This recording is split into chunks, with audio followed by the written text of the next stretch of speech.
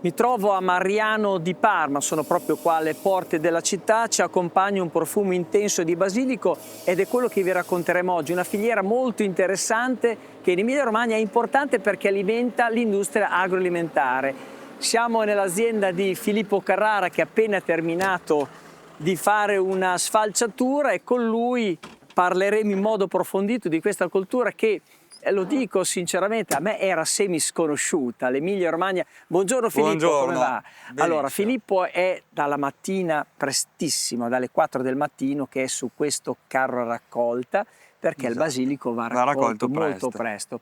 Allora Filippo, due parole su un'azienda che si è, diciamo, specializzata in questa coltura, Esatto. che serve l'industria agroalimentare, sughi e cose di questo tipo. Pesti, diciamo, Pesti soprattutto pesti. sostanzialmente. Esatto. Allora raccontaci un po' la tua esperienza. Allora, io diciamo che l'esperienza col basilico è un'esperienza che fin da bambino ho vissuto perché mio padre, dei primi anni 90, dal pomodoro da industria si è buttato sulla coltivazione di basilico che diciamo che agli inizi veniva proprio sfalciato a mano con le forbici, fatte le cassette, portate in fabbrica e i quantitativi erano piccoli. Mano in mano negli anni si è sviluppata poi una raccolta meccanizzata con i primi falciacarica, per dire che si utilizzavano con le stalle, Con le quelli per stalle, l'erba. certo, che è stata adattata, Esatto, e poi diciamo. dopo è stata adattata e grazie poi a De Pietri, che insomma questa azienda qua di Vezzano sul Crostolo, hanno sviluppato queste macchine semoventi e hanno aumentato la produttività di raccolta. Filippo, quando si pensa al basilico si pensa al basilico della Liguria, no? Che, tra l'altro Esatto, c'è il famoso pesto il genovese DOP. genovese DOP, qua non parliamo di prodotti DOP, però è un prodotto comunque molto importante anche come volumi, perché Esatto. qua diciamo l'Emilia Romagna esprime volumi molto importanti, anche Sì. perché alle spalle abbiamo aziende del settore agroalimentare che ricercano questo prodotto. Assolutamente, assolutamente. È una fetta importante di mercato, soprattutto per l'industria conserviera e il nostro basilico, come hai detto, non è genovese DOP, ma viene utilizzato per la maggior parte magari per sia il prodotto locale, quindi italiano, ma molto per il mercato estero. Quindi i pesti del mercato estero hanno molto basilico che viene prodotto, soprattutto in provincia di Parma, perché ci sono ben 5 aziende produttrici di basilico a pieno campo. Che lo trasforma. Esatto. Allora, io dicevo prima, mentre tu stavi arrivando, che si sente un profumo intensissimo. Allora, qua è una pianta che cos'è alta 40 cm, Più o meno 50 sì. cm, Diciamo no? che si parte dalla semina, quindi non dal trapianto come può essere il pomodoro, e la pianta si fa crescere per 45 giorni finché arriva a un'altezza di 40 cm e la recidiamo circa a metà, sui 15-20 cm, perché bisogna recidere la parte apicale per poi permettere un ricaccio sul taglio e per avere un taglio successivo, diciamo. E poi Allora, la parte apicale è più morbida, più tenera e il pesto viene meglio, insomma, va diciamo. raccolto prima che Prima che vada in fioritura, questo è quasi in fioritura perché le temperature di maggio e di giugno sono state veramente molto alte e gli stabilimenti ancora non erano prontissimi per la raccolta, ma diciamo Filippo, che ci siamo riassumiamo. arrivati. Allora, questo basilico è stato seminato quando? Questo basilico è stato seminato circa il 14 di aprile. E quindi qua siamo ai primi Qua sfalci. siamo al primo sfalcio, È esatto. una coltura che è molto esigente dal punto di vista, diciamo, dell'acqua, no? Di Quindi molto acqua, esatto, idroesigente e esatto. io vedo che qua c'è comunque una Sì, noi abbiamo adottato irrigazione. una subirrigazione con 3 goccia a goccia interrati circa una decina di centimetri per bagnare le radici e poi dopo utilizzare anche la fertirrigazione per dargli l'alimentazione per la crescita. Si va a utilizzare questo tipo di irrigazione per non andare a bagnare la foglia perché il basilico è soggetto a attacchi funginei di peronospora che è un grosso problema. Negli ultimi anni hanno sviluppato delle ibridazioni di sementi per le tolleranze, sono Più rustiche, tolleranti, diciamo, diciamo che non tolleranti. sono ancora resistenti alla peronospora, che ci sono vari ceppi nel basilico su cui viene attaccata, ma sono tolleranti. Diciamo che ci danno una mano e abbattiamo così l'utilizzo dei fitosanitari, ne usiamo molto meno rispetto a per dire 10 anni fa.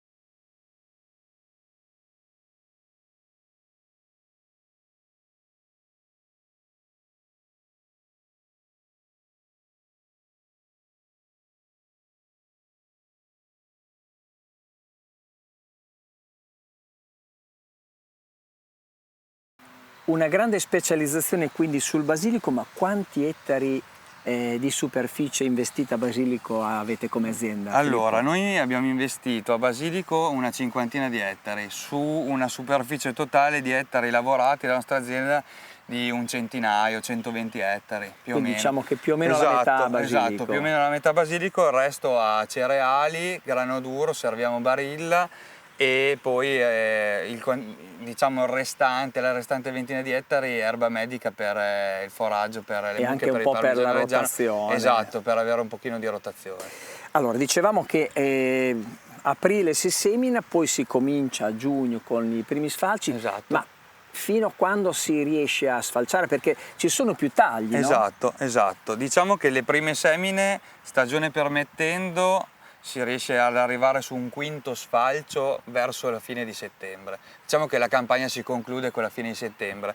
Invece sulle semine medie e tardive si arrivano a fare 4 sfalci in genere. Poi dopo dipende veramente dalla stagione. Dalla stagione. Sì, esatto. Ecco, quanto può, diciamo, deteriorare o comunque compromettere il raccolto una cattiva stagione, o troppo caldo o troppo, diciamo, o una piovosità eccessiva? Esatto, il caldo sicuramente aiuta il basilico, al basilico serve acqua e caldo, quindi finché l'acqua gliela apportiamo noi e la stagione è buona con il caldo e non ci sono degli stravolgimenti di temporali eccessivi, il basilico fa il suo corso, mentre una eccessiva pioggia può creare dei danni, può aumentare l'umidità e quindi creargli problemi funginei e debella la coltivazione. Diciamo. E poi c'è una caratteristica, no? Cioè noi, siccome è un prodotto a foglia, tu lo raccogli, come dicevamo prima, prestissimo al mattino, a volte anche tardi alla sera, ma le ore centrali vanno assolutamente evitate. Le ore centrali vanno evitate per evitare il deterioramento e la fermentazione del prodotto. Quindi, anche perché una volta consegnati in fabbrica vengono presi dei campioni, viene provata la temperatura all'interno, diciamo, dei beans dove viene collocato il basilico e non deve essere superiore ai 18 gradi. Sopra i 18 gradi è fermentazione, quindi non c'è è un deprezzamento del prodotto. Infatti noi abbiamo visto il carro che è andato via, che ha fatto la consegna, quindi tu adesso per questa mattinata sei fermo. Questa mattinata abbiamo concluso la raccolta. E si ricomincia magari verso sera. Si ricomincerà verso sera sicuramente, anche perché una volta che è iniziata la campagna non ci si ferma più, tutte le mattine, tutte le sere di tutti i giorni della settimana raccogliamo. Tutti i giorni, da giugno fino a settembre? Da giugno fino a settembre. In vacanza ci vai dopo? In vacanza si spera di andarci dopo. E il pisolino si fa più tardi? Il pisolino si fa più tardi, magari dopo pranzo una mezz'ora, però diciamo che è una campagna impegnativa come quella del pomodoro, anzi forse anche di più perché è più delicato come prodotto. Filippo, ci fermiamo qualche minuto, poi ricominciamo a parlare di basilico, perché comunque anche la pubblicità ha il suo spazio. Assolutamente.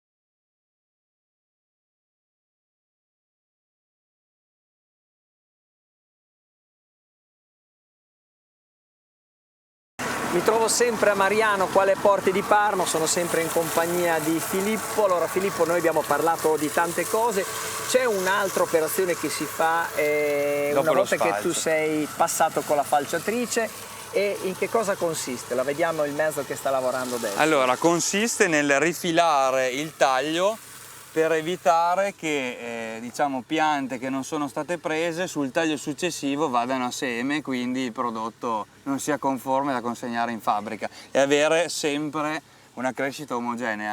quindi non bisogna tagliare tutto perché Esatto. comunque la pianta deve ricacciare. Esatto, E quindi si lascia sempre minimo un palco, ma diciamo che la possiamo abbassare di una decina di centimetri per poi dopo avere sempre un taglio non esageratamente lungo. E quella è un'operazione fatta sempre a prescindere. Sempre a prescindere, esatto. Ecco, in fondo qua vedo che comunque il terreno è sempre bagnato perché c'è l'irrigazione a goccia sottoterra, quindi per un contenimento insomma dell'utilizzo dell'acqua, esatto, per evitare anche sprechi. Esatto. Beh, insomma abbiamo visto, dicevamo prima, il trattore che portava via perché c'è un'operazione intermedia che viene fatta una volta che viene raccolto e messo in questo grande cassone che si fa in azienda. Si fa in azienda, allora, non è finita qui. Non è finita qui.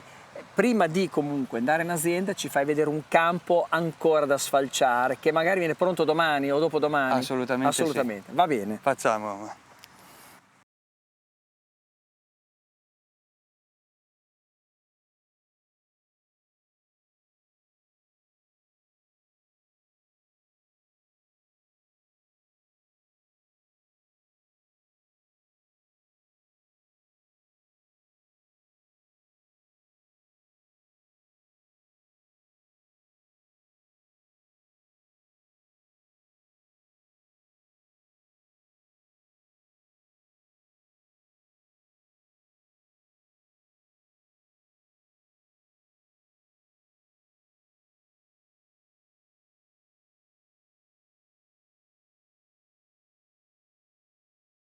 Filippo, questo dicevamo fra un giorno o due viene sfalciato, ma raccontami, in un'annata un ettaro di basilico quanti quintali può produrre? All'incirca siamo sui 600 quintali all'ettaro di resa. Di resa? Sì, con questo metodo di irrigazione, di fertirrigazione, più o meno siamo arrivati su quelle cifre lì. Quindi insomma sono anche quantitativi importanti. Quindi moltiplicato per i tuoi 50 ettari più o meno arriviamo sui 35.000 quintali di foglie. Alimenti tutta Italia, insomma, tutti i sughi dell'Italia. Quasi.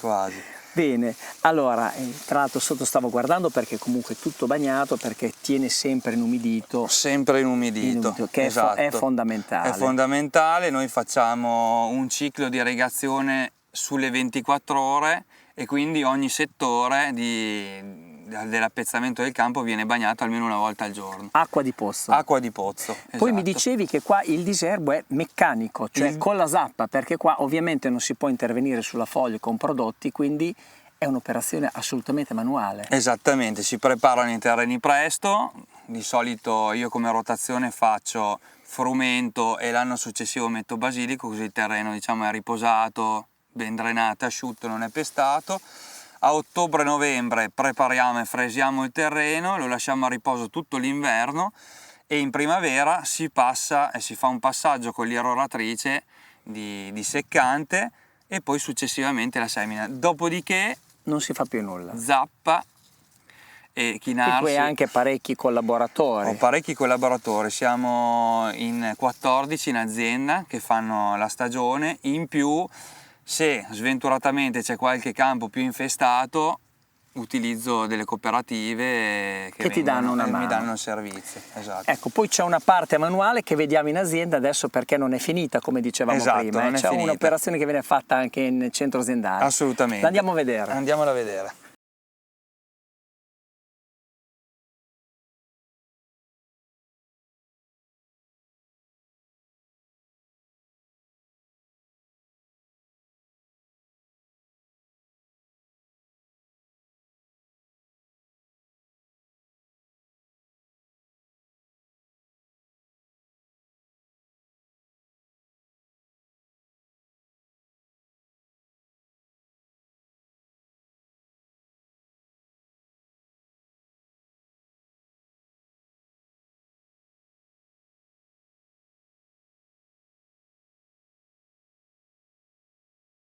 Filippo, qua siamo in piena lavorazione. Allora, il camion è arrivato, scarica il basilico e lo mette in questi beans, dico bene? Esatto. Cosa avviene adesso? Adesso in pratica viene riposto dentro i beans, viene poi dopo diciamo lavato e raffreddato con acqua per mantenere la temperatura bassa, e poi vengono impilati a 4 e caricati dentro le celle frigorifere e portati in stabilimento. Direttamente in stabilimento. In poche ore lo lavorano. Ho capito, quindi questa è un'operazione che deve essere fatta in modo molto veloce. Molto veloce. Sì, quindi esatto. qua l'acqua siccome viene raffreddata, poi vedo tuo papà che sta caricando i beans, stanno caricando, stanno impilando, e poi dopo viene questa è consegnato. un'operazione molto importante. È Molto importantissima, importante. è importantissima, anche perché non bisogna caricare troppo il prodotto nei beans perché tende a fermentare, e bisogna quindi dividerlo e suddividerlo bene.